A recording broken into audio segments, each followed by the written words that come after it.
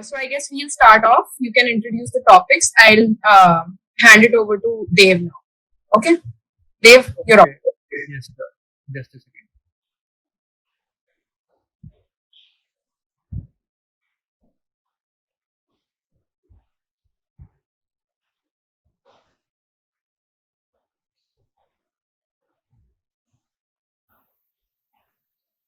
Okay, तो कल हमने देख लिया था कि वेरिएबल हम कैसे यूज करते हैं और वेरिएबल्स का क्या यूज होता है। आज हम देखेंगे कि डेटा टाइप्स क्या होते हैं। तो first of all data types जो होते हैं ना, वो दो चीज डिफाइन करते हैं। फर्स्ट ऑफ ऑल एक सेकंड, मेरा पेन वर्क नहीं कर रहा है यार। Achha, guys, we are recording this. Okay, so I hope that this can be more interactive and सब लोग अपने like cameras on रखें, तो that will be really nice. Okay, देव झटक के देख, क्या पता पेंसिल पड़े। तो वाला पेन नहीं है सर। चलो, डेटा टाइप होते हैं हमारे पास। पहले हम बात करेंगे बेसिक डेटा टाइप्स की, फिर हम बाद में आज के सेशन में हम सिर्फ बेसिक डिस्कस करने वाले हैं। उसके बाद में फर्दर सेशंस में हम यूजर डिफाइंड बात करेंगे कि यूजर डिफाइंड क्या क्या होते हैं, और उसके बाद हम बात करेंगे डिराइव्ड कौन कौन से होते हैं। ठीक है, तो इनमें क्या क्या आते हैं मैं बाद में बता दूंगा। आज सिर्फ बेसिक डेटा की बात करने वाले हैं। तो बेसिक में हम बोलते हैं कि हमारे पास होते हैं प्रिमिटिव, और प्रिमिटिव के अंदर हमारे पास है int, char, float and then लास्ट में वॉइड। अब इनके अंदर कुछ फर्दर कैटेगरीज हैं। मेरे पास इंट जो है, इसके अंदर I have short, I have simply int, I have long. अब जैसे शॉर्ट है, शॉर्ट के अंदर भी दो चीजें आती हैं, एक है signed and the next is unsigned. Int भी साइंड होता है, अनसाइंड भी होता है, लॉन्ग भी साइंड होता है, अनसाइंड होता है। कैरेक्टर, कैरेक्टर भी दो टाइप के हैं, एक साइंड और एक अनसाइंड। फ्लोट है, फ्लोट के अंदर है हमारे पास सिंपली फ्लोट, एक है डबल और next is long double. And void is nothing, void का मतलब है कुछ नहीं, इसको हम बाद में डिस्कस कर लेंगे। फिलहाल हम ये देखते हैं। इंट के अंदर शॉर्ट, इंट और लॉन्ग, उनके अंदर भी दो कैटेगरी है, साइंड और अनसाइंड। कैरेक्टर, उसमें भी साइंड है, अनसाइंड है। फ्लोट के अंदर तीन डिवीजन है, फ्लोट नॉर्मल वाली, फिर डबल, फिर लॉन्ग डबल।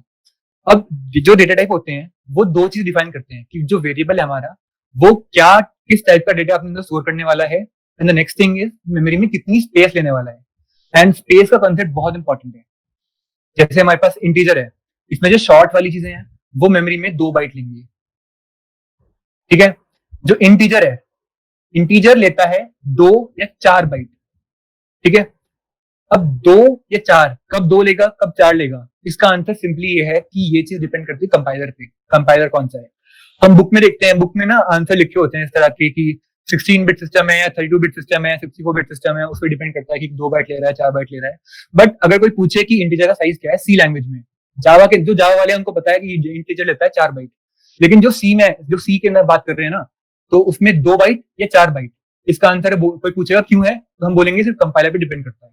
ठीक, लॉन्ग की बात करते हैं, लॉन्ग लेगा 8 बाइट। कैरेक्टर कोई भी हो, साइंड हो अनसाइंड हो, ये लेगा 1 byte. And then next is float, इसके साइज है 4 बाइट, डबल का साइज है 8 बाइट्स एंड लॉन्ग डबल का साइज है 10 बाइट्स। इसमें कोई दिक्कत, अलग अलग साइज होते हैं इनके।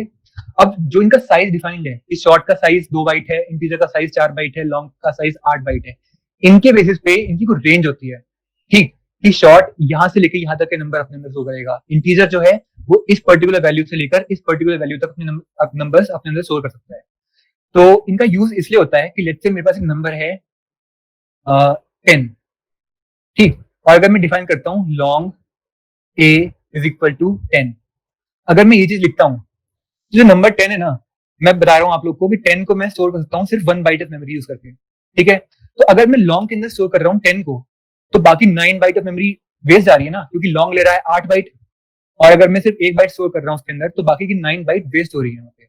तो इसलिए जब भी हम कोई डेवलपमेंट कर रहे होते हैं किसी चीज की, हम कुछ बना रहे होते हैं, कोई हम सॉफ्टवेयर बना रहे होते हैं, तब हमें ध्यान रखना होता है कि हमारा सॉफ्टवेयर एफिशिएंट हो टाइम के मामले में और स्पेस के मामले में, स्पेस एक्स्ट्रा वेस्ट ना हो हमारी, और उसका एल्गोरिथम जो भी हम लिख रहे हैं वो टाइम के हिसाब से बहुत एफिशिएंट हो। ठीक, तो डेटा टाइप डिफाइन करते हैं कि हम उस वेरिएबल को हम कितनी स्पेस मेमोरी में एलोकेट करने वाले हैं, इसलिए ये चीज बहुत इंपॉर्टेंट है। एक चीज बात कर लेते हैं बस उसकी साइंड और अनसाइंड की। ठीक, हमारे पास है साइंड और एक है अनसाइंड।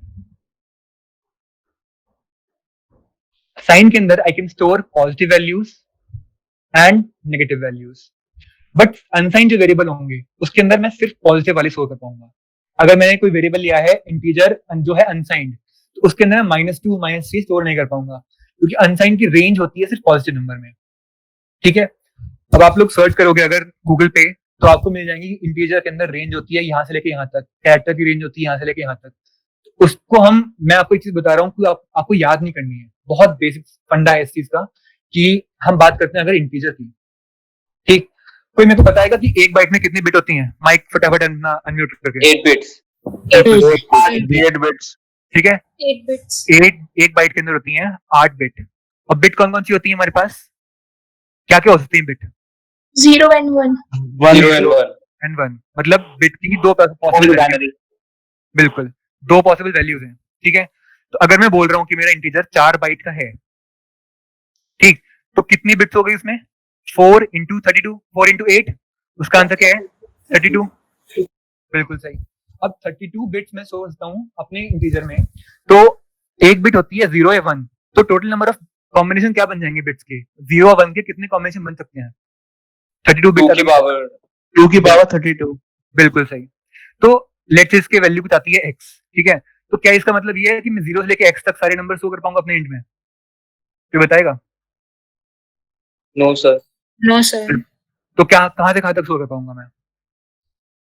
सर वो इंटीजर में तो नेगेटिव और पॉजिटिव दोनों। बिल्कुल सही। कौन था ये? सर रिद्धि। बिल्कुल सही।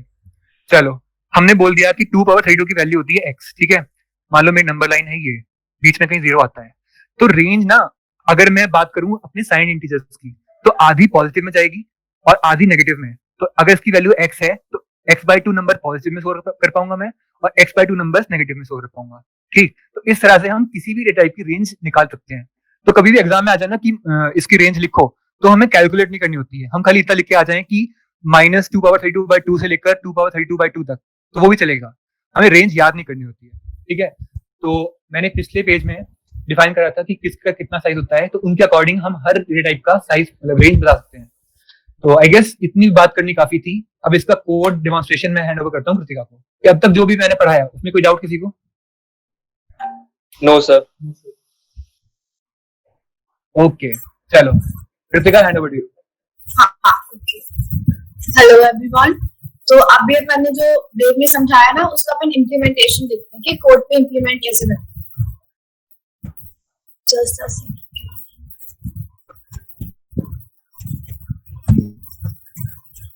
तो सबसे पहले तो जो अपन ने साइज देखा कि हर डेटा टाइप का अलग अलग साइज होता है, तो उसके लिए अगर अपन को मतलब पता नहीं हो और अगर अपन को चेक करना हो, तो उसके लिए अपने पास एक प्री डिफाइंड फंक्शन है, उसको कहते हैं साइज ऑफ। तो जब अगर अपन साइज ऑफ के अंदर वेरिएबल आर्ग्यूमेंट में वो वेरिएबल लेता है, तो जब अपन वेरिएबल डालेंगे तो वो अपन को बताएगा कि वो कितनी साइज स्टोर कर रहा है। तो उसका एग्जांपल देख लेंगे।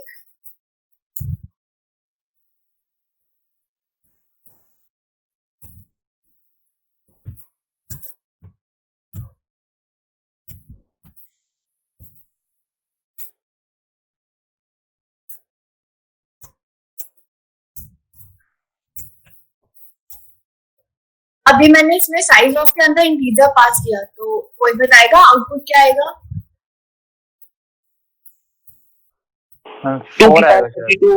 4 मैम। एक्सपोनेंशियल में। अभी अपन ने देखा था कि कंपाइलर पे डिपेंड करेगा ना, तो अब अपन देखते हैं कि सी ब्लॉक के कंपाइलर के अकॉर्डिंग कितना साइज होता है। ठीक है, अब मैं रन करके देखती हूँ इसको। 4 सबको दिख रहा है ना? हेलो?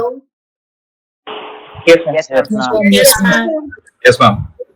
ओके, तो ओके तो ये हमने बेसिक सा एक चीज देखा था। बट अब अपन एक क्वेश्चन करेंगे जिसमें अपन सारे डेटा टाइप को यूज कैसे करते हैं, मतलब कब अपन को पता चलेगा कि कौन सा डेटा टाइप किसके लिए यूज करना है। तो उसके लिए देखो, एक ऊपर क्वेश्चन लिखा हुआ है, सबको दिख रहा है? आप उसको पढ़ो एक बार।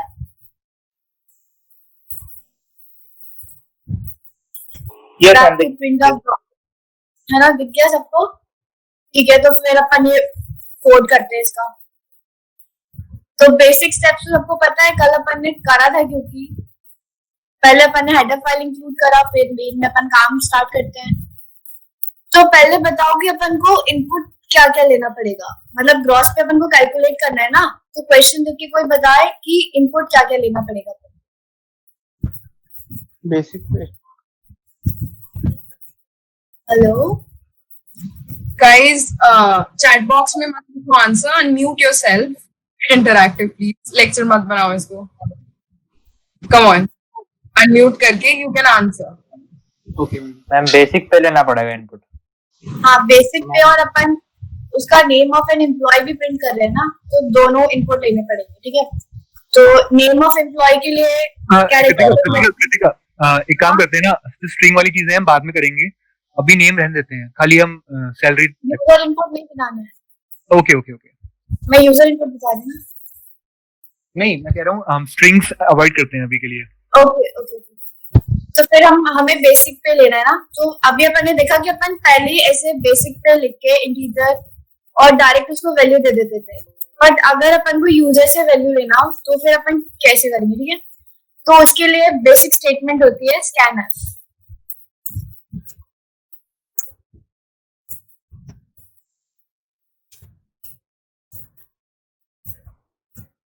सबसे पहले जो एक्सेस स्पेसिफायर डालना पड़ता है हमें इसके अंदर, ठीक है। तो जो डेटा टाइप हम यूज करेंगे वो ही एक्सेस स्पेसिफायर डालेंगे। जैसे अभी हमको क्या लेना है, बेसिक पे लेना है, और उसका डेटा टाइप क्या है, इंटीजर।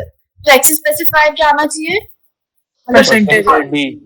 परसेंटेज जी, परसेंट डी डाल के कॉमा, फिर हमको इसमें एड्रेस भेजना पड़ता है, मतलब एड्रेस में स्टोर होगा जो भी वैल्यू आएगी, तो उसके लिए हम एंड लगाते हैं, ये operator, and operator. Guys operator के बारे में हम बात करने वाले हैं इसके बाद में, कौन कौन से ऑपरेटर होते हैं, तो इस पे भी कंफ्यूज हो जाना, खाली याद कर लेना कि यहाँ पे हम मतलब अभी सिर्फ सिंटैक्स देखो कि लिखते कैसे है, मैं वो नहीं बता रही कि होता क्या है, ठीक है।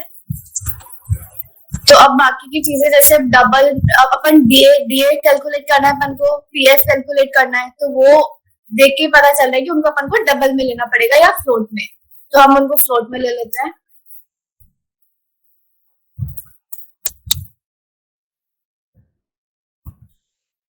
अभी सिर्फ हम उनका डिक्लेरेशन कर रहे हैं, अभी हम उन्हें इनिशियलाइज नहीं कर रहे हैं, सिर्फ हम उनको डिक्लेयर कर रहे हैं, ठीक है।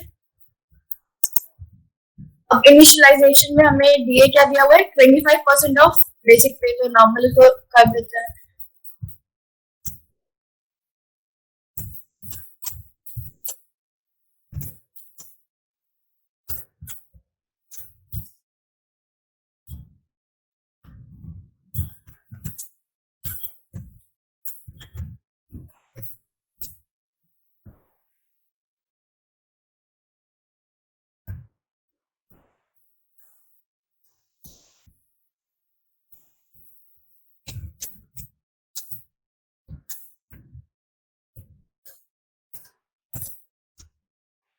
अब जो भी हमने कैलकुलेट करा उसको प्रिंट कर देते हैं। ये तो अपन ने पहले ही देखा था कि प्रिंट करने के लिए स्टेटमेंट हम कौन सी यूज करते हैं, प्रिंट एफ, तो उसके अकॉर्डिंग हम उसको प्रिंट कर देंगे।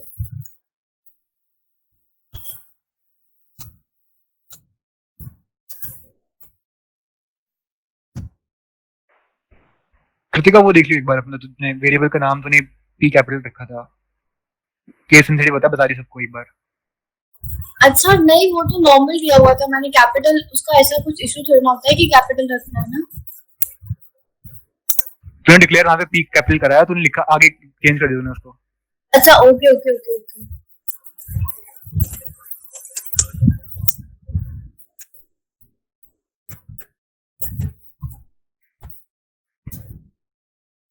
ठीक है, तो अपना कोड हो गया, अब इसको रन करके देखते हैं।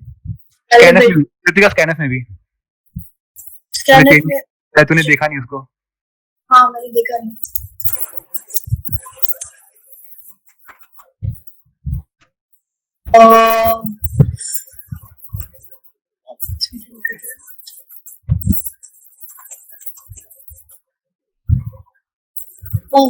Just a second.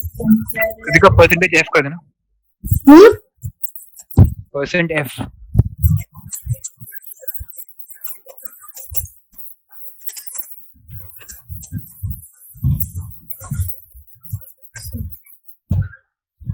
पता नहीं क्या एरर आ रहा है। एक मिनट। ग्रॉस ग्रॉस पे मैम की प्रिंट एफ में भी ग्रॉस पे में पी कैपिटल आएगा प्लस से ग्रॉस आया ग्रॉस पे प्रिंट एफ में नहीं, मैंने ग्रोथ कॉमा लगा दी गलत लिख दिया वहाँ पे, कॉमन कर दे उसको, प्लस हटा दे वहाँ से, प्लस हटा दे, तूने देखा नहीं कोड। ग्रॉस पे से पहले प्लस है।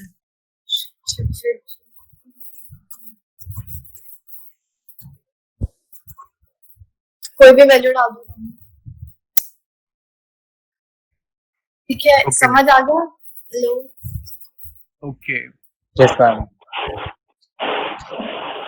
बेसिक डेमो मैम अगर ओरिजिनल वेरिएबल वैल्यू दिए रहते तो फिर वो क्या डिफरेंस आता, वो एरर आ जाता।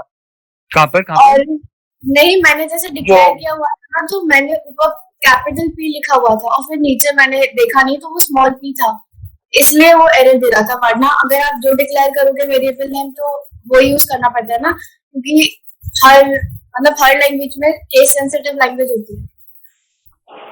अच्छा, और वो क्या कहते हैं जो वेरिएबल हम लोगों ने इनिशियलाइज किया वो कर्ली ब्रैकेट के फर्स्ट लाइन के बाद, वो इंट मेन के अंदर भी इनिशियलाइज किया जा सकता था डायरेक्ट कर्ली ब्रैकेट के बाद। सुनाई नहीं दे रहा है, थोड़ा क्लियर बोलो। अगर जो हम लोगों ने वेरिएबल बेसिक पे इनिशियलाइज किया था कर्ली ब्रैकेट के अंदर वो क्या कहते हैं, वो इंट मेन के साथ बाहर भी इनिशियलाइज किया जा सकता था कर्ली ब्रैकेट के बाहर। हाँ, अगर उसको आपको कांस्टेंट बनाना होता है या उसको ग्लोबल बनाना होता है तो आप उसको बाहर इनिशियलाइज करते हो। जैसे यहाँ पे अपन ने हैश इंक्लूड लिखा हुआ है ना, तो अगर आपको उसको बाहर इनिशियलाइज करना है तो हैश से डिफाइन करके अपन उसको, तो फिर वो उसकी वैल्यू ना कांस्टेंट हो जाती है पूरे फंक्शन के लिए। हम ग्लोबल वेरिएबल डिस्कस कर लेंगे अभी सारे स्कोप, जब हम स्कोप की बात करेंगे ना, ग्लोबल वेरिएबल बता दूंगी। स्कोप की बात करते करते हम उसको डिस्कस कर लेंगे। तो आई गेस ये डेमोंस्ट्रेशन था पूरा। Okay, I should take over now. हाँ, तो अभी तक इसको डाउट है कोई? हाँ, अभी मैं एक लिख- डाउट था। यस जैसे हम कोई इंटीजर, जैसे हमने मान लो कोई भी मतलब 3 वेरिएबल है, तीनों इंटीजर है, वो हमने डिफाइन करना है, तो सीधे जैसे हम कॉमास लगा के Yes, आगे डिफाइन कर सकते हैं ना, मतलब अलग अलग। मैंने अभी डबल डिफाइन किया था। देखो, दो तरह की चीजें होती है हमारे पास। फर्स्ट चीज होती है declaration, and second thing is declaration with initialization. ठीक है? यस सर मेरा जो अभी लास्ट प्रोग्राम है सर वो रन तो कर रहा है गेस, बट वार्निंग दे रहा है। क्या वार्निंग दे रहा है? एक सेकंड सर। एक काम करना, जो भी वार्निंग दे रहा है वो आप अभी भेज सकते हो अपने सीडीएस वाले ग्रुप में, जो हमारा ग्रुप है वहाँ पे श्री हैंडल कर लेगा उस चीज को। Alright, okay sir, okay sir. Okay, ठीक है। अगर मैं दो स्टेटमेंट लिखता हूँ, लेट्स से इंट ए, ठीक है, और मैं लिख रहा हूँ int a is equal to 10। अब मेरे को कौन बताएगा कि इनमें से कौन सी स्टेटमेंट कौन सी कैटेगरी में लाई करती है? फटाफट बताओ कोई। सर जो sir int a equal to 10 declaration में कंफर्मेशन है और उसके बाद हाँ हाँ, अरहन बोलो आप।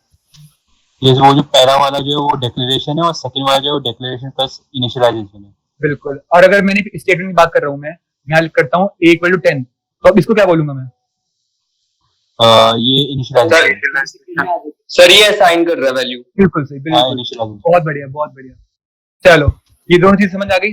अब डिक्लेरेशन जब हम करते हैं ना किसी वेरिएबल की, लेट्स से इंट है, और जब तक मैं सेमीकोलन नहीं लगाऊंगा अपना, उससे पहले मैं जितने वेरिएबल दूंगा a, b, c, d, जितने भी मेरे को देने हैं वो सारे इंटीजर टाइप के होंगे। ठीक, अगर मैंने लिख दिया फ्लोट, फिर मैं दूंगा x, y, ये फ्लोट टाइप के हो जाएंगे जो एक लाइन में आ रहे हैं, और सेमीकोलन जब तक मैं नहीं लिखता हूँ तब तक वो सारे फ्लोट रहने वाले हैं। अब मैं इनके साथ, जैसे मैंने लिखी है a, b, c, d, इनको मैं ऐसे लिख सकता हूँ कि int a is equal to 0, b is equal to 1, c is equal to 2, ऐसे भी मैं डिफाइन कर सकता हूँ। यहाँ मैं डिक्लेयर भी कर रहा हूँ, इनिशियलाइज भी कर रहा हूँ, और एक लाइन में मैंने मल्टीपल वेरिएबल भी डिक्लेयर कर दिया यहाँ पे। ये भी वैलिड है। ठीक, ओके। हमने पहले लेक्चर में बात करी थी कि सेमीकोलन होता है वो स्टेटमेंट को टर्मिनेट करता है। ठीक है, तो अगर मैं लिखूं इंट a और मैं लिख दूं इंट b एक लाइन में, तो क्या वैलिड है? फिर बताओ फटाफट। यस सर Valid है, valid है। ठीक है, सी को ने जो देखा, जब यहाँ पे एक सेमीकोलन आ गया, उसको पता लग गया कि ये स्टेटमेंट यहाँ पे खत्म हो गई है, तो अगली स्टेटमेंट उसने यहाँ से पढ़नी स्टार्ट कर दी है। तो जब तक सेमीकोलन नहीं मिलता है, वो उसको as a single statement treat करता है, और व्हाइट स्पेसेस जो होती है ना, जो ब्लैंक स्पेस आती है, उनको इग्नोर करता है। ठीक, सिंपल चीज। तो हमने बात कर ली डेटा टाइप कौन कौन से होते हैं। अब इनका रिसोर्स डाल देंगे हम आज अपने ग्रुप पे, उसमें सारे डेटा टाइप लिखे होंगे, उनको कैसे डिक्लेयर करते हैं, कैसे उनका उनमें असाइनमेंट होती है, और कैसे उसमें इनपुट लेते हैं, वो सारी चीजें अब रिसोर्स में आ जाएंगी आपके पास। ठीक है, अब लास्ट में मूव करते हैं हम ऑपरेटर पे। हमने अब तक प्लस माइनस देख लिया है, हमने कुछ प्रोग्राम जितने भी करे हैं उनमें हम प्लस माइनस कर चुके हैं उसमें। ठीक है, हम मल्टीप्लाई भी कर सकते हैं, डिवाइड भी कर सकते हैं, एंड एक और ऑपरेटर होता है मॉड्यूलो। ये कैटेगरी होती है अरिथमेटिक ऑपरेटर। ठीक है, इसके अलावा we have logical, we have relational, we have bitwise, बहुत सारे ऑपरेटर होते हैं अलग टाइप के। ठीक है, तो आज हम बात करने वाले हैं अरिथमेटिक ऑपरेटर की, एंड लॉजिकल रिलेशनल हम आगे देखेंगे, या फिर अगर आज टाइम बच जाता है तो हम लॉजिकल भी थोड़ा देख लेंगे।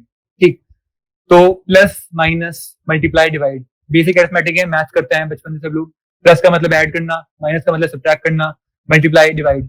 अब यहाँ पे इन दोनों का डिफरेंस समझना इंपॉर्टेंट है। ठीक, तो अगर मैं डिवाइड करता हूँ 4/3, तो इसको अगर मैं प्रोग्रामिंग के पॉइंट ऑफ व्यू से देखूं, तो मैं ऐसे डिवाइड करूंगा इसको 4/3, 3 1 3, और रिमाइंडर इज 1। ठीक, तो अगर मैं लिखता हूँ 4/3, इसका आंसर क्या आएगा प्रोग्रामिंग में? 1 एंड लिखता हूँ 4 मॉड्यूलो 3, तो इसका आंसर क्या आएगा? 1 ठीक है, अब डिफरेंस इज कि ये जहाँ पे जो 1 आ रहा है वो क्वेश्चन वाला 1 है। ठीक, और जो यहाँ पे 1 आ रहा है वो रिमाइंडर वाला 1 है। ठीक, अब ये चीज तब डिपेंड करती है कि जब मेरे दो नंबर इंटीजर टाइप के हों। अब लेट्स से मैं डिवाइड कर रहा हूँ 4.0 डिवाइड बाय 3.0, तब क्या होगा? तब क्या इसका आंसर 1 आएगा? एनीवन? 1.0 1.0 answer sure? चलो इसका हम कोड देखेंगे। 1.03 सर 1.33 1.03 1.3 4/3 आई गेस 1.3 होता है ना, देख लेना जो भी होता है, मतलब मैं कह रहा हूँ 1 नहीं आएगा इसका आंसर। तो इसमें हमें एक चीज पता लगी कि ये जो ऑपरेटर है ये डिपेंड करता है कि हम कौन से टाइप के ऑपरेंड पे उसको लगा रहे हैं। अगर इंटीजर है तो आंसर क्या देगा? क्वोशिएंट। ठीक है, और अगर मेरे पास फ्लोट है या फिर डबल है तो वो उसको डिवाइड कर देगा, डेसिमल प्लेस में मुझे आंसर दे देगा। ठीक, एंड जब मेरे पास ऑपरेटर आता है मॉड्यूलो वाला, इसको बोलते हैं मॉड्यूलो ऑपरेटर, तो ये वर्क करता है इंटीजर्स पे, एंड डिवाइड करने के बाद जो रिमाइंडर बचता है वो रिमाइंडर मुझे लाके देता है। ठीक, 10 बाय अगर 3 करूंगा तो 3 3 9, रिमाइंडर आ गया 1, तो 10/3 का आंसर 10 मॉड्यूलो 3 का आंसर इज 1। ठीक, इतने अरिथमेटिक ऑपरेटर में देख लिए। इनका डेमोन्स्ट्रेशन देगा अब Divyansh. Divyansh, over to you. Hello everyone, ठीक है तो स्टार्ट करते हैं। Hello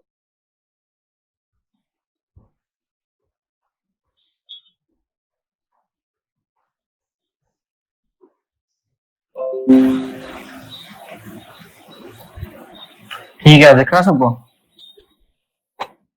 yes sir yes sir okay, अब बताओ यहाँ पे क्या लिख के आता है? रेंट में गुड, इंटरनेट ठीक है।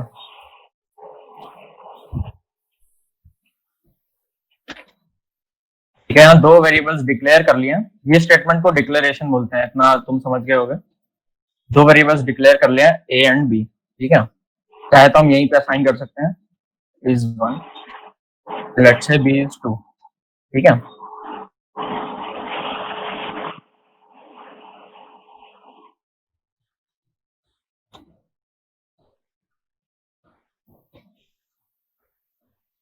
एक और वेरिएबल डिफाइन कर लेते हैं यहाँ पे सी।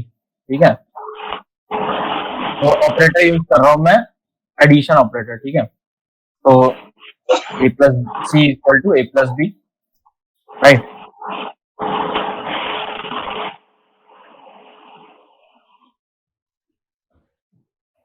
ठीक है, आंसर 3 है। इसमें वो प्रॉब्लम नहीं होगी किसी को? सिंपल। ठीक है, और एक और तरीका है, हमें जरूरी नहीं है कि वेरिएबल में स्टोर करके प्रिंट करें। ठीक है, दो ही वेरिएबल डिक्लेयर करते हैं। तो अगर हम डायरेक्टली इनका सम प्रिंट करेंगे तो 3 आंसर आएगा, ठीक है, इसमें भी कोई प्रॉब्लम नहीं होगी। ठीक है, सिमिलर है तुम्हारा सब्ट्रैक्शन ऑपरेटर, अगर मैं ये माइनस बी करूं तो -1 आएगा, राइट, m1 -2 -1, ठीक है। मल्टीप्लिकेशन ऑपरेटर है स्टार तुम्हारा, उसको भी समझाने की जरूरत नहीं है, कुछ भी ले लेते हैं, 4 × 2 8, ठीक है, यहाँ तक प्रॉब्लम नहीं कोई? No sir. ठीक है, ठीक है, अभी हम इंटीजर लिए हैं, ठीक है, एक बार इसको डिवाइड करके देखते हैं, ठीक है, डिवीजन ऑपरेटर लगाते हैं, तो 2 ही आंसर आया, ठीक है। अब अगर मैं यहाँ 5 लिखूं, बताओ क्या आएगा आउटपुट, फटाफट। 2 ठीक है, राइट, 2 आएगा, क्यों? क्योंकि अभी हमने डेटा टाइप यूज किया है इंटीजर, ठीक है। अगर मैं इसको कर दूं फ्लोट, ठीक है, अब बताओ क्या आएगा आंसर? 2.5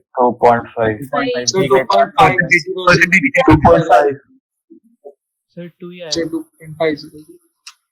परसेंटेज है,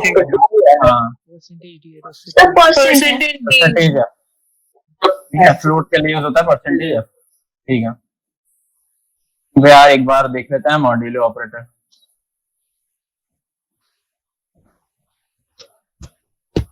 ठीक है,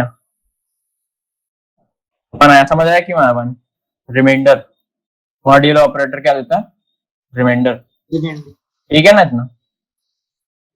यस सर। चलो यार एक और क्वेश्चन है मेरा तुमसे, अगर मैं लिखूं यहाँ पे, ठीक है, देन मैं प्रिंट करा रहा हूँ ए, कोई बता सकता है क्या आउटपुट आएगा? सर ए आएगा। जीरो जंक वैल्यू कोई भी रैंडम जंक वैल्यू चलो बहुत मैडम देख लो 0 आएगी सर। देखो क्या है 47, ठीक है। इस चीज को सब अपने पीछे पे करके देखो एक बार, सबके में एक बार हाँ अपने पीसी पे करके देखो, हाँ साथ साथ कोड करते रहो मेरे। दिव्यांश की में आया 47, अब बताओ आपके में क्या आ रहा है, सब चेक करो एक बार। ये रिटर्न का क्या फंक्शन है? तो रिटर्न 0 ये लगता है ना, इंट मेन यूज करते हैं। इतना सिंटैक्स तुम अभी के लिए ना याद कर लो, जो ये हेडर फाइल है, then int main, curly braces और रिटर्न 0, ठीक है। सर जहाँ पे इंट मेन है वहाँ पे हम सिर्फ मेन यूज कर सकते हैं? हाँ कर सकते हैं, ठीक है। यहाँ पे एक डेटा टाइप आता है, वॉइड लिख सकते हैं, इसको थोड़ा बात में समझाएंगे, वो सब हम जब बात करेंगे फंक्शंस की, तो हम समझ फंक्शन की बात करेंगे तब समझाएंगे, ठीक है। अगर मैं वॉइड मेन लिखता हूँ, रिटर्न 0 हटा देता हूँ, ठीक है, वॉइड मेन के साथ रिटर्न नहीं लिखना, ठीक है, बट ट्राई करो भी यही, इसी को रटो। सर इससे पहले आपने रिटर्न 0 नहीं लिखा था, तो क्या सर रिटर्न 0 लिखे बिना भी प्रोग्राम रन हो जाता है क्या? देखो प्रोग्राम रन हो जाता है जब तुमने देख ही लिया है, बट है क्या, रिटर्न 0 का काम ही होता है, जो अपना कंपाइलर है वो मैसेज भेजता है अपने ओएस को, ठीक है, कि मेमोरी भरना बंद करे। मैं वेट करूंगा कोई बोलेगा रिटर्न 0 नहीं लिखा, ठीक है। तो क्या कहते हैं, रिटर्न 0 बस मेमोरी भरने से रोक देता है। अगर तुम 4-5 बार प्रोग्राम चलाओगे, 2-3 प्रोग्राम चलाओगे बिना रिटर्न 0 लिखे, हैंग करने लग जाएगा लैपटॉप, क्यों, रैम भरती जाएगी, ठीक है। तो रिटर्न 0 लगा दिया करो। Okay sir. ओके अच्छा, यहाँ पे तुम्हारा क्या क्या आउटपुट आ रहा है? चैट बॉक्स में लिखा है लोगों ने, 0 आ रहा है। 0 आ रहा है, ओके, तो मतलब सबके में डिफरेंट आंसर आ रहा है, डिफरेंट आ रहा है ना? और कोई बोलो, सबके में डिफरेंट आंसर आ रहा है, डिफरेंट आ रहा है। इसका मतलब क्या होता है कि ना, जब भी हम वेरिएबल डिक्लेयर करते हैं, ठीक है, तो ना वेरिएबल एक उसकी तरह, उसमें कुछ ना कुछ वैल्यू स्टोर होनी ही चाहिए, कोई खाली नहीं रह सकता वो। तो कंपाइलर करता ये है कि उसमें कोई भी वैल्यू डाल देता है, उसको हम कहते हैं गार्बेज वैल्यू, ठीक है, गार्बेज वैल्यू। तो रैंडम कोई भी बड़ी सी वैल्यू आ सकती है, 47 काफी छोटी आ गई, वरना ज्यादातर बहुत लंबा वैल्यू आता है, ठीक है, कोई भी वैल्यू आ सकती है वो। तो जब भी हम असाइन नहीं करेंगे, डिक्लेयर करके छोड़ देंगे और उसे प्रिंट करेंगे, तो गार्बेज वैल्यू प्रिंट होगी, ठीक है, इतना समझ गए? सर एक डाउट है, बोलिए। सर हम लोग ने जैसे इधर इंट बी डिक्लेयर किया है, अगर हम लोग इंट डी डिक्लेयर करेंगे स्मॉल डी तो प्रिंट होगा कि एरर आएगा, क्योंकि हमने बस बी को दोनों जगह में डी चेंज कर दूं यहाँ पे, बी की हाँ देखो चलेगा, बिल्कुल चलेगा। तो जो हम लोग ने वो स्पेसिफायर यूज किया है उसका जो परसेंटेज, हाँ उससे देखो तो उससे ना नो उससे रिलेशन नहीं है वेरिएबल के नाम का। अच्छा ये भी एक बार बता देता हूँ तुम्हें, ठीक है। वेरिएबल्स जो होते हैं, हम लिख रहे हैं ए बी सी डी, कल ये भी यूज हुआ था, res1 यूज हुआ था कल, ठीक है। तो ना वेरिएबल के नाम तुम खुद से कुछ भी लिख सकते हो, पर उसके भी रूल्स होते हैं, ठीक है। तो रूल्स क्या होते हैं, ठीक है, वो बता देता हूँ एक बार। रूल्स ये होते हैं कि तुम्हारे जो वेरिएबल का नाम होगा उसमें पहले तो लेटर्स आ सकते हैं, राइट। हम क्या लिखते हैं, ए बी लिखते हैं, लेटर्स हैं वो, ठीक है। ठीक है, दूसरा रूल है कि अंडरस्कोर भी आ सकता है, राइट। अगर मैं लिखूंगा क्या कहते हैं var _1, ठीक है, देन यहाँ पे भी लिखूंगा var _1, तो कुछ भी बोल देता हूँ,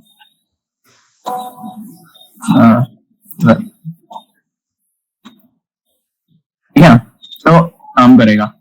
एक और बात होती है कि जब तुम वेरिएबल का नाम डालना स्टार्ट करते हो तो वो स्टार्ट या तो लेटर से होगा या अंडरस्कोर से होगा, ठीक है। तो अंडरस्कोर वैर भी एक वैलिड नाम है, ठीक है, समझ रहे हो ना, देखो चल रहा है। अब मैं बताऊं, ये तुम बताओगे, अगर मैं लिखूं, ये रन करेगा क्या code? No sir. No sir. ठीक है, तो कलर चेंज कर गया, पता चल गया होगा तुम्हें, ठीक है। तो ये क्यों नहीं करेगा, क्योंकि नंबर से कभी स्टार्ट नहीं हो सकता वेरिएबल का नेम, राइट। केवल स्टार्ट हो सकता है अंडरस्कोर से और वेरिएबल से, ठीक है। अब क्या है स्पेशल कैरेक्टर्स, अगर मैं लिखूं बी एट स्मॉल वी कर देता हूं, ये चलेगा कि नहीं चलेगा बताओ, कुछ भी बोलो, चल जाएगा। मैं खुद दिखा देता हूँ, ये देखो एरर आ गया, नहीं चलेगा। ओके, अब देख लो क्यों नहीं चलेगा। रूल ये है कि कोई भी स्पेशल कैरेक्टर नहीं आ सकता एक्सेप्ट अंडरस्कोर, जो मैं बता चुका हूँ, ठीक है। ठीक है, समझ गया ना इतना, राइट। तो यही रूल। टीवन में ना क्वेश्चन आता है डायरेक्टली इस तरह की कि आपको 4-5 वेरिएबल दे दिए और पूछ लेते हैं कि आपका इनमें से वैलिड कौन कौन से हैं, तो सीधा 2 मार्क क्वेश्चन आता है, 1 मार्क क्वेश्चन जरूर आता है टीवन में इस तरह का। तो ये चीज याद रखना कि रूल क्या क्या होते हैं वेरिएबल डिफाइन करने के। ओके ठीक है, और चलो एक काम करते हैं, एक कैलकुलेटर बनाते हैं छोटा सा, ठीक है। तो मैं लूंगा int a b, ठीक है। देन हम क्या करेंगे, सारे ऑपरेशंस करेंगे इस पे, ठीक है। तो अभी तुमने स्कैनफ स्टेटमेंट पढ़ा है, ठीक है। स्कैनफ से पहले एक बार मैसेज दे देते हैं यूजर को, राइट, प्रिंटफ से कि क्या कहते हैं, एंटर 2 नंबर्स, ठीक है। देन स्कैनफ में क्या लाएगा, पहले format string, right, format string a, then आएगा बी, ठीक है। अब इसको मैं ऐसे भी लिख सकता हूँ फॉर्म, अगर मैं ऐसे लिखना चाहूँ या सेम स्टेटमेंट में दोनों को इनपुट ले लूं, वो भी ठीक है, या दोनों तरीकों से कर सकते हो, ठीक है। सर एंड रहेगा, हाँ राइट, %, रह गया। ओके, %, क्यों आता है यार, वो तुम्हें बाद में बताया जाएगा, अभी बस ये देख लो कि स्कैनफ स्टेटमेंट होता है उसमें %, आता है जब भी हम वेरिएबल का नाम लिखते हैं, प्रिंटफ में नहीं, केवल स्कैनफ में, राइट।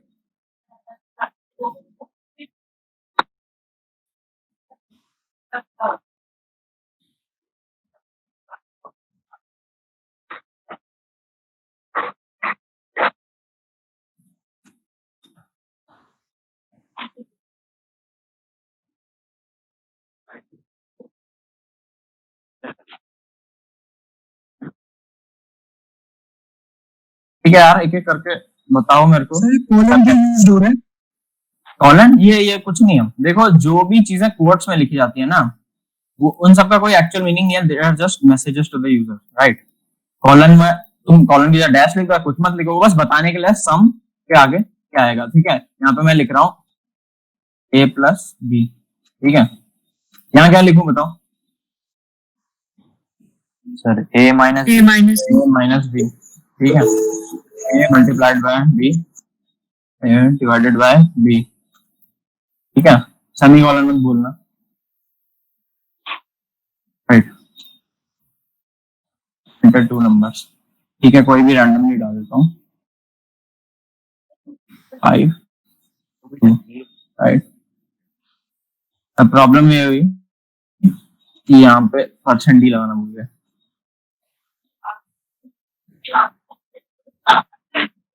फिर एक और चीज देख रहा हूँ, मैं ये लगाता हूँ, ठीक है। इसका मतलब समझते हो स्लैश एन का? सर न्यू लाइन में आ जाएगा, नेक्स्ट लाइन में आ जाएगा। ठीक है, ठीक है। नेक्स्ट लाइन कैरेक्टर, ठीक है।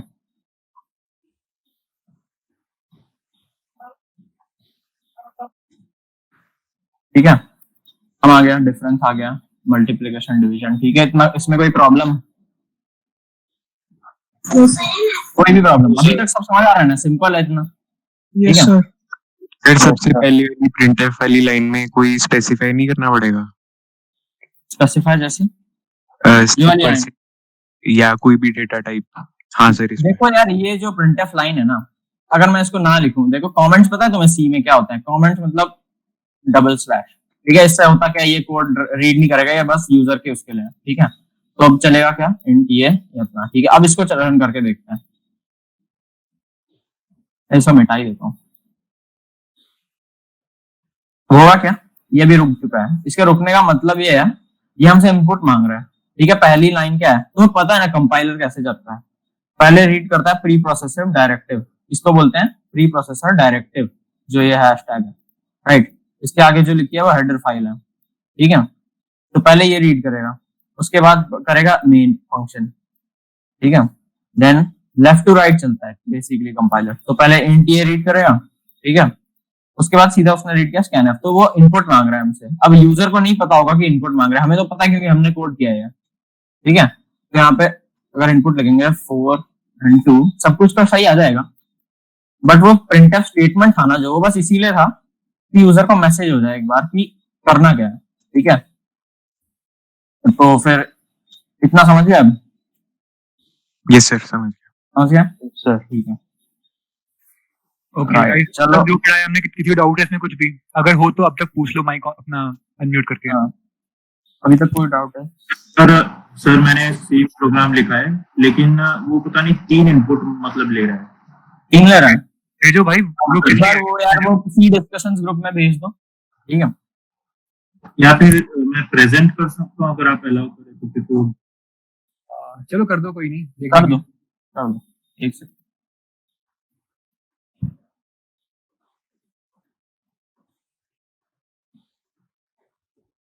विजिबल है सर? हाँ, फुल स्क्रीन कर दो।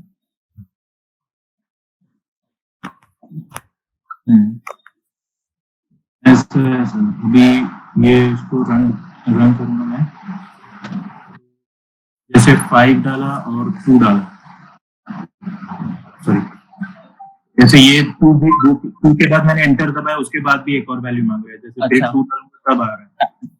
अच्छा, एक बार क्लोज कर रन आउटपुट विंडो को।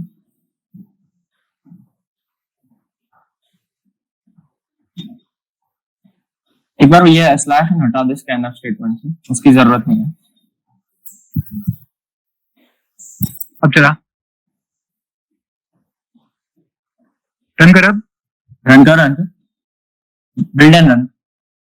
हाँ सर, बिल्ड एंड रन किया।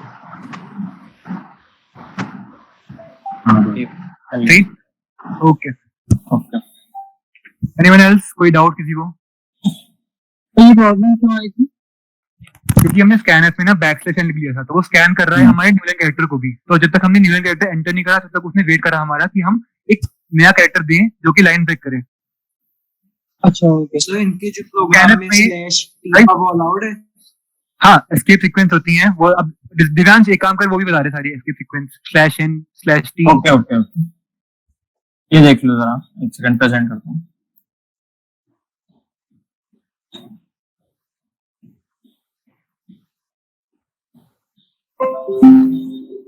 ठीक है ठीक है, ए को लेते हैं 1, कुछ भी लेते हैं, बी को 3।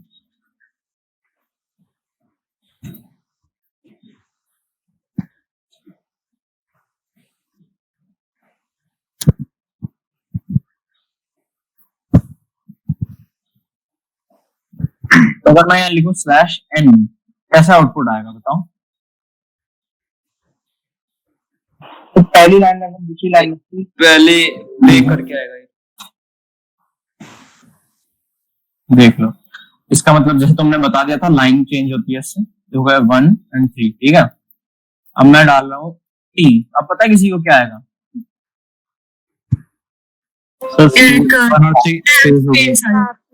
Tab space, correct. बहुत बढ़िया बहुत बढ़िया। बहुत सही, टैब स्पेस। अच्छा, अब मेरे पास एक क्वेश्चन है तुम लोग के लिए यार। कोई मेरे को बताएगा, अगर मेरे को प्रिंट करना हो कोट्स, मतलब मेरे को डबल कोट प्रिंट करने हो, तो मैं कैसे प्रिंट करूँ? हाँ बताओ। एनीवन?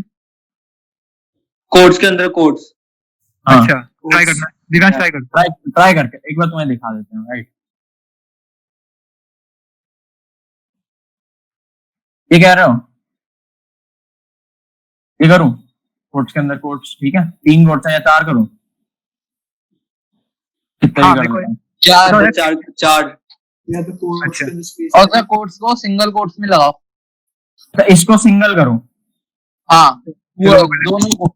अब इस सिंगल के अंदर डबल कोट्स। अरे डबल कोट प्रिंट करने मेरे को डबल कोट प्रिंट करना है। हमारा साइन या फिर कोट्स ये देखो, स्लैश डालना, स्लैश कोट्स। देखो समझा रहे हैं। देखो डबल कोट्स नहीं प्रिंट हो रहे हैं। राइट, तो यार वो कैसे करते हैं? ये होते हैं स्पेशल कैरेक्टर्स। ठीक है, बैकस्लैश मार दो। हाँ, सर वेरिएबल में स्टोर तुम्हारा ब्लैक स्लैश क्या करेगा? उसके आगे का जो स्पेशल कैरेक्टर है उसे प्रिंट करवा देगा। हाँ पूछो। सर वेरिएबल में स्टोर करके वेरिएबल प्रिंट करते हैं तो क्या होगा? वेरिएबल प्रिंट करना। गाइस, अभी हम बात करें एस्केप सीक्वेंसेस की, तो वो देख लेते हैं वो वर्क कैसे करती है। ठीक है, अभी हमने देखा /n/t देख लिया, अभी बस स्लैश कोट्स देख लिया कैसे वर्क करता है।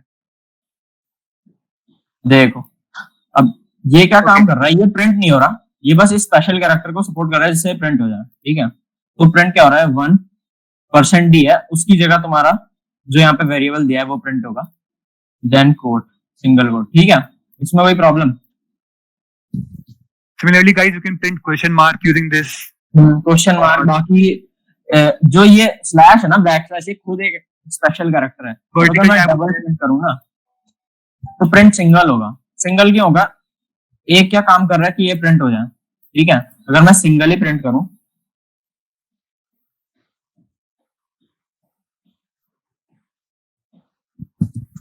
ठीक है, तो प्रिंट नहीं हो रहा है वो। ठीक है, एक बार फिर से बता दीजिए। फिर से बताऊं? ओके, जो ये बैक स्लैश है ना, ये भी एक स्पेशल कैरेक्टर है। ठीक है, अगर मैं प्रिंट कर रहा हूं %d की जगह पे क्या प्रिंट आएगा? ए की वैल्यू, दैट इज 1। उसके बाद क्या है तुम्हारा? स्लैश। तो प्रिंट क्या आना चाहिए? 1 स्पेस स्लैश, ये प्रिंट आना चाहिए। ठीक है, बट रन किया तो प्रिंट तो केवल 1 आ रहा है। ऐसा क्यों हो रहा है?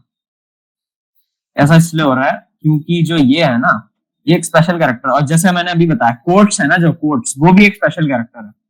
ठीक है, तो फिर कोट्स को प्रिंट करने के लिए मैंने क्या किया? जैसे सिंगल कोट है, मैंने इसे रन किया, ये प्रिंट ही नहीं हो रहा है। क्यों? एरर, क्योंकि ये स्पेशल कैरेक्टर है। सेम बात, इसको प्रिंट करने के लिए मैंने एक बैक स्लैश लगाया। ठीक है, तो प्रिंट क्या होगा ना, केवल जो कोट है और जो बाकी कुछ लिखा है प्रिंटफ में वो प्रिंट होगा। ठीक है, बाकी जो ये है ना, ये प्रिंट नहीं हो रहा है, ये बस सपोर्ट कर रहा है उसे कि वो प्रिंट हो जाए। ठीक है, सिमिलरली अगर इस कोट की जगह हम ये लगाए बैक स्लैश, ये खुद ही, तो जो लेफ्ट वाला है ना, ये बस इसे सपोर्ट करेगा जिससे प्रिंट हो जाए। ठीक है, तो क्या प्रिंट आया? 1/, समझ गए ना? इस तरह की जितनी भी एस्केप सीक्वेंस होती हैं, आज जो हम रिसोर्स भेजने वाले हैं, हम उनमें एक लिंक डाल देंगे जिसमें सारी लिखी होंगी कि कौन कौन सी होती है इसी लैंग्वेज में। उनको एक बार आप पढ़ लेना। ओके गाइस, आज कोई और डाउट? सर अगर मेरे को आउटपुट में डबल कोट्स में हेलो प्रिंट करना हो तो आउटपुट में डबल कोट्स में बिल्कुल हेलो बिल्कुल बिल्कुल कर सकते हैं। बिल्कुल अभी कैसे हमने सिंगल कोट प्रिंट करे थे। हेलो वर्ल्ड प्रिंट करना है ना, ये देखो डबल कोट्स लिखा है, उसके पीछे हमने क्या लगा दिया फिर से बैकस्लैश, और फिर क्या लिखा हेलो वर्ल्ड, राइट। ये रिमूव कर दिया वहां से वेरिएबल। हाँ तो कोई सीन नहीं, ठीक है ना। ओ सर इसमें 2 बैकस्लैश लगाए हैं। 2 बैकस्लैश इसलिए लगाया यार क्योंकि उसका क्वेश्चन ये था कि हम कोट्स में हेलो वर्ल्ड कैसे प्रिंट करें, ठीक है। जैसे कि हमने बताया कोट एक स्पेशल कैरेक्टर है, ठीक है, उसे प्रिंट वो डायरेक्टली नहीं प्रिंट होगा, उसके पीछे हमें ये बैकस्लैश लगाना पड़ेगा। तो जो ये है ना, इसमें से केवल कोट प्रिंट हो रहा है इस पार्ट में से, दिख रहा नहीं? Yes sir. इधर भी सेम चीज, ठीक है। तो यहाँ पे बस ये सपोर्ट कर रहा है कि ये प्रिंट हो जाए, राइट, समझ गया ना? यस यार एक और चीज देख लो थोड़ा वेरिएबल्स को ढंग से समझने के लिए, ये थोड़ा इंपॉर्टेंट है। अगर मैं ले रहा हूँ 2 वेरिएबल्स, राइट, इनकी वैल्यूज मैं दे रहा हूँ 1 और 5। यार मेरे को करना क्या है, वैसे तुम्हें पता है वेरिएबल स्टोर कैसे होते हैं। वेरिएबल स्टोर होता है रैम में। जब भी ये डिक्लेरेशन स्टेटमेंट रन करता है ना, ए और बी दोनों रैम में स्टोर हो जाएंगे तुम्हारे, और उनकी वैल्यू स्टोर हो जाएंगी। ए जैसे ए है, एक डब्बा बन गया रैम में ए नाम का, उसमें स्टोर हुआ 1। सिमिलरली बी एक डब्बा बन गया, इसमें स्टोर हुआ 5, ठीक है। अब मेरे को करना क्या है, ए के अंदर 5 डालना है, बी के अंदर 1 डालना है, मतलब स्वैप करनी है दोनों की वैल्यू। तो यार वो कैसे करेंगे? यार कोई कुछ बता सकता है कैसे करेंगे? यस सर, अरिथमेटिक से यूज करेंगे। ओके, अरिथमेटिक ऑपरेटर से A equals to A plus B and then ठीक है तुम्हारा तक समझ गया मैं। ओके वैभव, जो तुम बोल रहे हो दिव्यांश कोड लिख के दिखा देंगे बाकी सबको एक बार। हाँ मैं बता देता हूँ, ठीक है। देखो बहुत लोग सोचेंगे यार ऐसे कर लेंगे स्वैप, ठीक है, a is equal to B, B is equal to A, ठीक है। बहुत लोग सोचेंगे इससे स्वैप हो जाएंगी, बट अगर मैं इसे रन करता हूँ, हाँ गुड, बताते हैं अभी।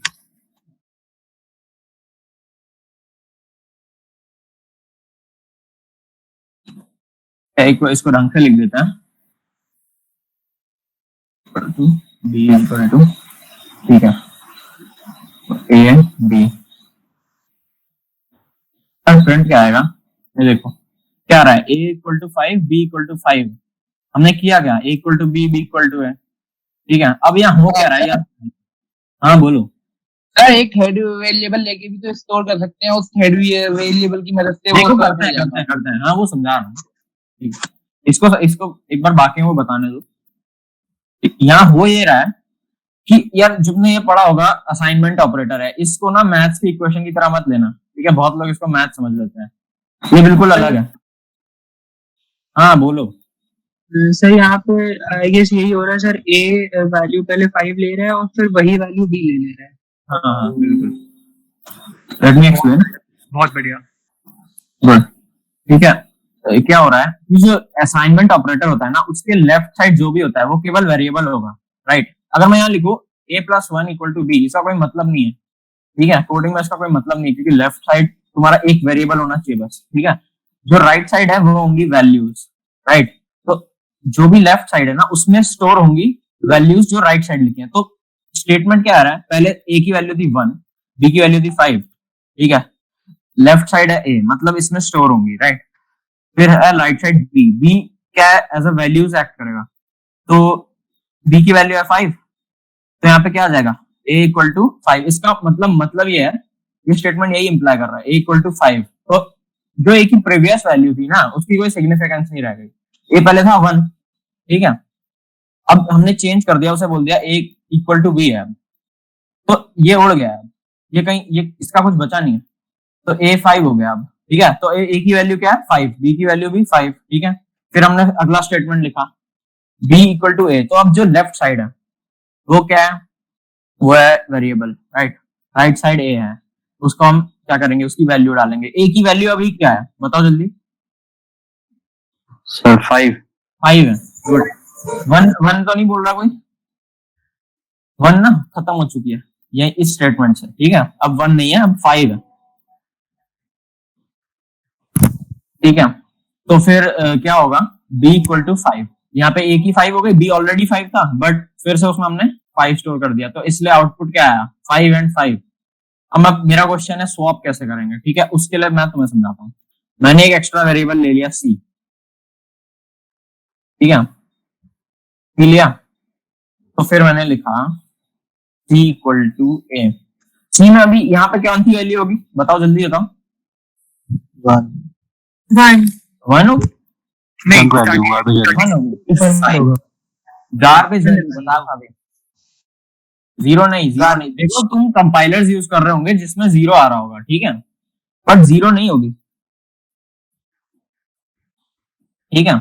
तो सीन क्या है, जब भी तुम वेरिएबल डिक्लेयर करते हो, ठीक है, तो वेरिएबल डिक्लेयर करके उसमें कोई वैल्यू असाइन हुई यहाँ पे नहीं, इसमें असाइन हुई, इसमें असाइन हुई, इसमें नहीं हुई, तो फिर इसमें कोई वैल्यू स्टोर होगी ही होगी, उसको वो कहते हैं गार्बेज वैल्यू। तो वो रैंडमली जो क्या करता है कंपाइलर, रैंडमली कोई भी वैल्यू उठा के डाल देता है। अच्छा अभी मैं तुम्हें क्या कहते हैं, इसको हटाओ, ठीक है, एक बार सी प्रिंट करके दिखाता हूँ।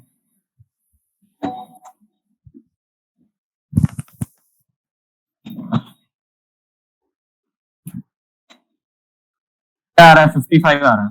55 तो मैंने कहीं कहीं लिखा ही नहीं है, तो ये इसका मतलब यही है कि ये गार्बेज वैल्यू है, राइट। तो मैंने ये वेरिएबल क्यों लिया, अच्छा अभी बताते हैं। c इक्वल्स टू मैंने लिखा a, ठीक है, फिर मैंने क्या किया, a is equal to b, then b is equal to c, ठीक है। c को हटा देता हूँ अभी मैं, राइट। अब a की वैल्यू है 1, b की है 5। अब देखो, ओह सॉरी, क्या हुआ, a की आ गई 5, b की आ गई 1, स्वैप हो गई, ठीक है। अब ये बताता हूँ कैसे।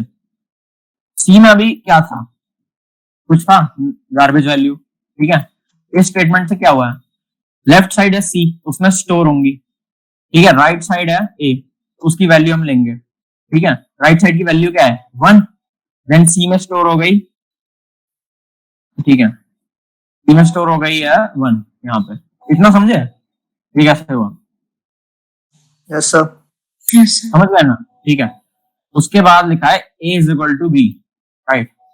तो a is equal to b, a को हम क्या करेंगे, एज अ वेरिएबल एक्ट करेंगे, उसमें स्टोर होगा, राइट साइड जो भी है उसकी वैल्यू उसमें स्टोर हो जाएगी। राइट साइड क्या है, b है, उसकी वैल्यू क्या है 5, बताओ a में क्या स्टोर होगा, 5, ठीक है, इतना समझे।